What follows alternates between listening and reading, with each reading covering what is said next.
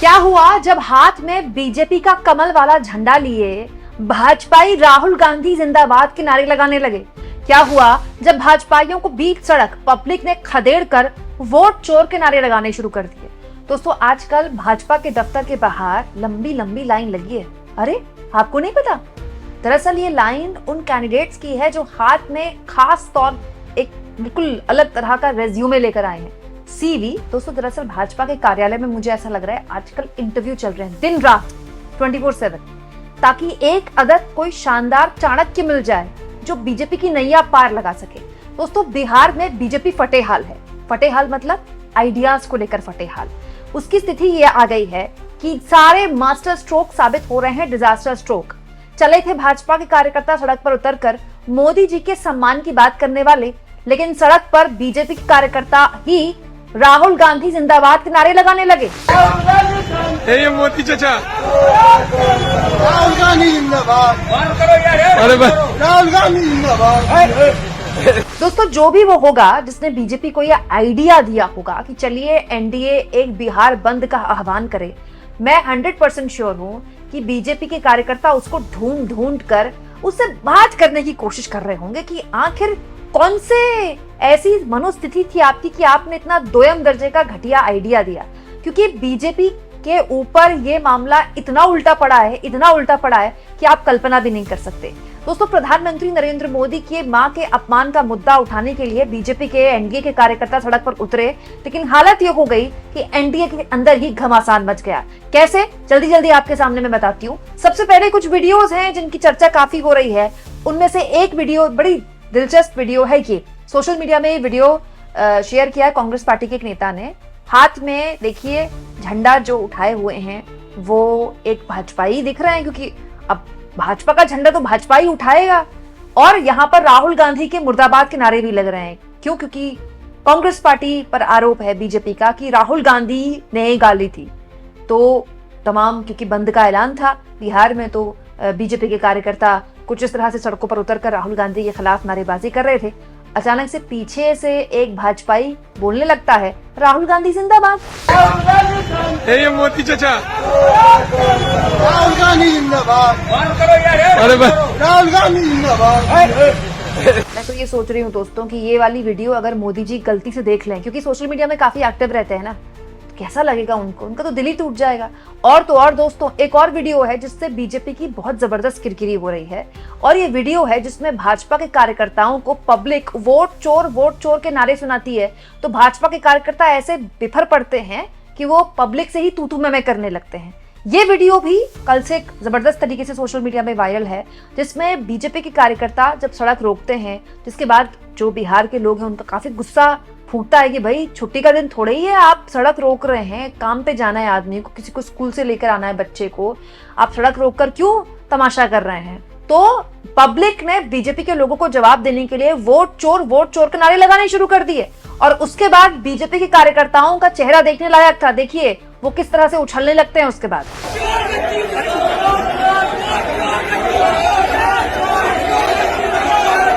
बताइए दोस्तों, ये तो अजीब बात हो गई। वोट चोर गद्दी छोड़ का नारा तो राजनीतिक नारा था, लेकिन अब तो ऐसा लगता है कि बीजेपी वालों को चिढ़ाने के लिए पब्लिक इस नारे का इस्तेमाल करने लगती है कि जब बीजेपी वालों को खिसकाना हो, उनसे बोलना हो कि आप चलते बनो, तो वोट चोर गद्दी छोड़ के नारे लगाने शुरू कर दिए।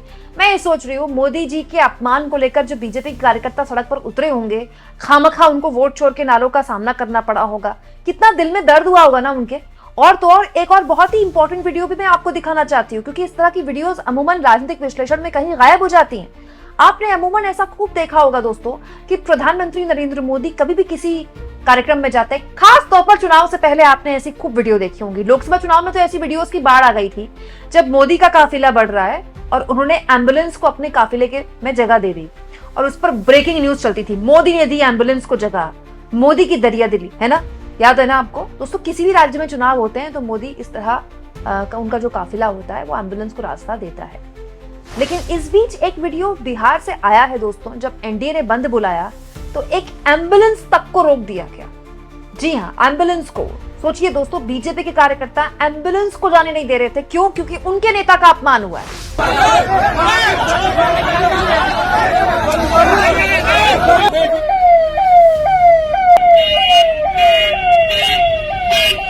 ऐसी एक और वीडियो सोशल मीडिया में कल वायरल थी, जहां पर एक गर्भवती तक को नहीं जाने दिया गया, और गर्भवती जब आगे जा रही थी तो उनके परिवार वालों से कहा गया, कार्यकर्ताओं द्वारा, कि आज ही का दिन मिला था। बताइए, गर्भवती से कहा जा रहा है आज ही का दिन मिला था हॉस्पिटल जाने के लिए, प्रसव पीड़ा के लिए।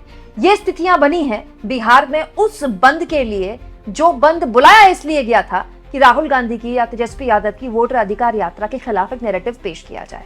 तो पॉइंट ये दोस्तों कि इससे क्या खोया क्या पाया? पाया तो कुछ नहीं, खोया बहुत ज्यादा। सरकार में रहकर जब आपके सत्ताधारी दल के कार्यकर्ता सड़क पर उतरेंगे तो पुलिस मूक दर्शक बनेगी, और पुलिस मूक दर्शक बनेगी तो होगा तमाशा। कहीं आरजेडी के कार्यकर्ताओं और बीजेपी के कार्यकर्ताओं के बीच मारपीट हुई, तो कहीं महिलाओं के साथ अभद्रता की खबरें भी आईं, और तो और ऐसी तस्वीरें भी आईं जहां पर आम लोगों को लात मारकर बीजेपी के कार्यकर्ता जमीन पर फेंक रहे हैं, सड़क पर फेंक रहे हैं, और वो बेचारे सिर्फ इस बात को लेकर ये सब झेल रहे हैं क्योंकि वो अपने काम पर निकल रहे थे। तो दोस्तों, इससे क्या पता चलता है? दोस्तों, इससे एक बात पता चलती है कि बीजेपी के चाणक्य के पास आइडियाज की भारी कमी हो गई है। नहीं तो इतना वाहियात आइडिया तो कोई नौसिखिया ही दे सकता है कि सत्ता में रहकर आप बिहार बंद बुला दीजिए। इसीलिए तो शुरुआत में मैंने मजाक में आपसे कहा कि ऐसा लगता है कि आजकल बीजेपी कार्यालय के बाहर रिज्यूमे लेकर लंबी लंबी लाइन में लगे होंगे, क्योंकि ये वाले चाणक्य तो कोई बड़े आइडिया ढूंढ नहीं पा रहे हैं। दूसरा दोस्तों, एक और इंपॉर्टेंट बात जो इसे समझ में आती है कि वोट चोर गद्दी छोड़, ये जो नारा है वोट चोर का, ये आम जनता की जुबान पर चढ़ गया है। ये बहुत बड़ी बात है। अमूमन हमारे देश में नारा लोगों की जुबान पर चढ़ जाए, ये ऐसा हम कम होते देखते हैं। और ये कोई नारा ऐसा नहीं है कि केवल राहुल गांधी का रहा, ममता बनर्जी विधानसभा में दे रही हैं, एमके स्टालिन इसका सपोर्ट कर रहे हैं। और ये बहुत बड़ी बात है दोस्तों, हिंदी पट्टी में राहुल गांधी का दिया हुआ नारा लोगों की जुबान पर चढ़ जाए, ये पहली बार देख रही हूं मैं। आज तक मैंने राहुल गांधी जब से राजनीति में है, हिंदी पट्टी में उनका इस तरह का उनका क्रेज नहीं देखा मैंने, ना ही उनको हिंदी पट्टी में अपना आधिपत्य स्थापित करते हुए मैंने देखा। और ये जो वीडियो थी जिसमें भाजपाई राहुल गांधी जिंदाबाद बोल रहे थे, इससे एक और बात पता चलती है दोस्तों कि जो युवा हैं उनके बीच राहुल गांधी को लेकर क्रेज तो है, बिल्कुल है। हो सकता है कि इस शख्स ने वायरल करने के लिए अपने आप को राहुल गांधी का नाम ले लिया हो, लेकिन वो भी तो जानते हैं ना कि वायरल तभी होऊंगा जब राहुल गांधी का नाम लूंगा। तो नरेंद्र मोदी जिंदाबाद बोल सकते थे, लेकिन उनको पता है कि मैं ऐसा बोलूंगा तो वायरल नहीं होऊंगा, राहुल गांधी का नाम लूंगा, भाजपा का झंडा लिए तो वायरल होऊंगा। ये अपने आप में बताता है। ये भी हो सकता है दोस्तों भाजपा का ही कार्यकर्ता ना हो, कि अगर भाजपा का कार्यकर्ता नहीं है, ऐसे ही किसी को झंडा पकड़ा देते हैं क्या भाजपाई? तो बहुत सी चीजें हैं जो बिहार बंद के बाद समझ में आई हैं जमीन से। और एक चीज जो हमेशा से मैं कहती हूँ दोस्तों, बिहार के लोग पॉलिटिकली बहुत ज्यादा जागरूक हैं। बिहार के लोगों को इतनी आसानी से किसी इमोशनल मुद्दे पर बेवकूफ बनाना, it's not that easy. Bihar की जनता सब समझती है कि किसकी माँ के अपमान के नाम पर किससे वोट वसूली का काम चल रहा है। इसलिए ये आइडिया तो हो गया धराशायी। अब जल्दी से जल्दी चाणक्य जी को एक नया आइडिया लाना पड़ेगा। अब दोस्तों, आप कहेंगे कि इसका काउंटर नैरेटिव क्या है? काउंटर नैरेटिव होगा लॉलीपॉप, जिसको मोदी जी रेवड़ी बोलते हैं। बहुत जल्द रेवड़ियों का ऐलान तो शुरू भी हो चुका है। 10,000 हर घर में एक महिला के नाम वाली जो योजना है, उसका ऐलान भी किया जा चुका है।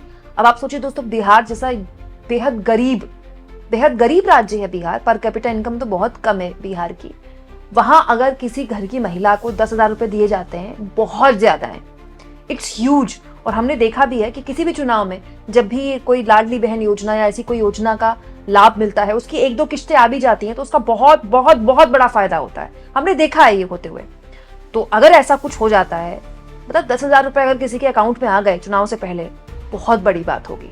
लेकिन इसको डन मान लेना, इसको सेट मान लेना, ये भी बहुत जल्दबाजी होगी। क्योंकि दोस्तों, ये जो पैसा देने की योजनाएं हैं, अलग अलग नामों से चलती हैं। कहीं लाडली बहन योजना के नाम से चलती है, कहीं माई बहन योजना के नाम से चलती है। ये लगभग हर पार्टी ऐलान कर रही है। अब तो अभी घोषणा पत्र तो आया नहीं है कांग्रेस पार्टी या तेजस्वी यादव का, तो बहुत संभव है कि तेजस्वी यादव और कांग्रेस पार्टी के घोषणा पत्र में भी कोई ऐसी योजना हो। तो हाँ, लेकिन ये बात सही है कि इस योजना का जो ऐलान कर दिया गया नीतीश कुमार द्वारा, ये किया ही इसलिए गया है कि वोटर अधिकार यात्रा को कैसे भी करके काउंटर किया जाए। आप सोचिए दोस्तों, यात्रा शुरू हुए 10 दिन से ऊपर का वक्त हो गया था। मैं इंतजार कर रही थी कि बिहार बीजेपी की तरफ से कोई ऐसा नैरेटिव पेश किया जाए जो यात्रा को भंग किया जाए, सर यात्रा के माहौल को कम किए। बीजेपी के लोग जवाब नहीं दे पा रहे थे, और अब जवाब आया तो किसके नाम पर? मोदी के मां के अपमान के नाम पर। और उसमें भी बीजेपी के लोग लामबंद नहीं कर पाए सड़क पर अपने कार्यकर्ताओं को। क्यों? क्योंकि जब जनता खड़े हो जाती है ना आपके आगे, फिर आप कुछ नहीं कर सकते। आप इस मुद्दे पर क्या सोचते हैं दोस्तों, कमेंट बॉक्स में जरूर लिखें। और जितना हो सके चैनल को शेयर करें, सब्सक्राइब करें और थैंक्स और ज्वाइन के 2 ऑप्शन है जिसके जरिए आर्थिक तौर पर भी अगर आप चाहें तो चैनल के हाथ मजबूत कर सकते हैं।